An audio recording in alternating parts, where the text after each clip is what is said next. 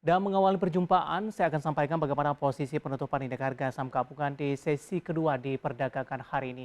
Di mana indeks harga saham gabungan setelah mengalami tekanan yang cukup dalam diperdagangkan hari sebelumnya, hari ini indeks harga saham gabungan ditutup di zona hijau mengalami penguatan di 0,78% dan indeks harga saham gabungan kembali menembus ke level 7 ribuan. Tepatnya di penutupan sesi kedua diperdagangkan hari ini, IHSG ditutup di level 7.049,882. Secara intraday tradingnya, untuk indeks harga saham gabungan mengalami volatilitas yang cukup tinggi di sepanjang perdagangan hari ini. Dibuka di sesi pertama pada pagi tadi di zona merah di 6.949,648. Pasca pembukaan di sesi pertama, beberapa menit pasca pembukaan, indeks harga saham gabungan langsung mengalami koreksi yang cukup dalam, bahkan sempat menyentuh ke level terendahnya di 6.932,714. Namun pasca menyentuh ke level terendah ini, indeks harga saham gabungan kembali mengalami penguatan pemirsa. Bahkan di sepanjang perdagangan hari ini, indeks harga saham gabungan sempat menyentuh ke level tertingginya di 7.049,882. Dari data RTI yang saya pegang, tampaknya penguatan indeks harga saham gabungan terjadi cukup signifikan di beberapa menit jelang penutupan perdagangan di sesi kedua hari ini. Karena level 7.049,882 merupakan level penutupan di perdagangan di sesi kedua hari ini. Dan berikutnya kami akan sampaikan beberapa data perdagangan lainnya yang berhasil dihimpun oleh tim redaksi kami. Langsung saja kita ke grafis yang pertama. Kita akan coba lihat bagaimana posisi dari penutupan indeks lainnya pemirsa. Seperti MNC 36, Jakarta Islamic Index dan juga ada LQ45.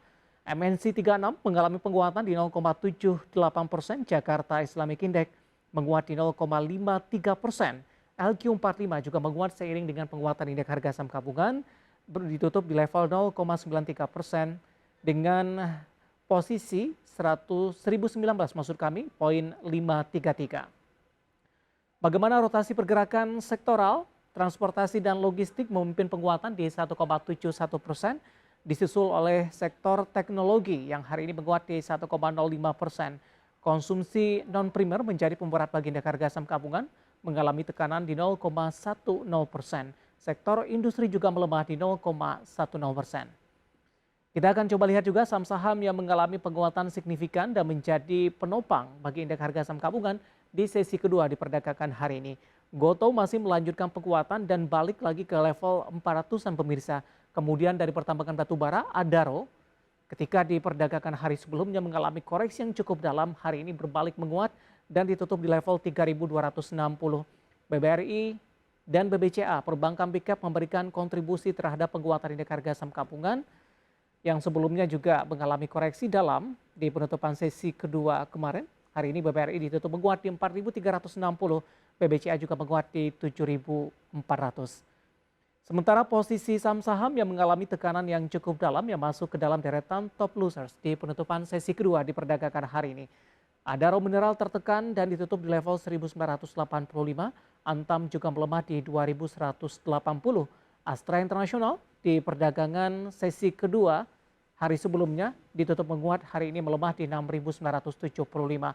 Begitu juga dengan posisi PNLF yang sebelumnya menguat dan hari ini ditutup di zona merah yang masuk ke dalam deretan top loser dan ditutup di level 404. Dan bagaimana posisi saham-saham atau indeks dari bursa Asia pemirsa? Data terakhir yang berhasil dihimpun oleh tim redaksi kami dapat Anda saksikan juga di layar televisi Anda, di mana Nikkei melemah di 1,33% di 26.629,86. SCM melemah di 0,78% di level 3.114,74. Sementara Kospi melemah di 0,46% di 2.492,97.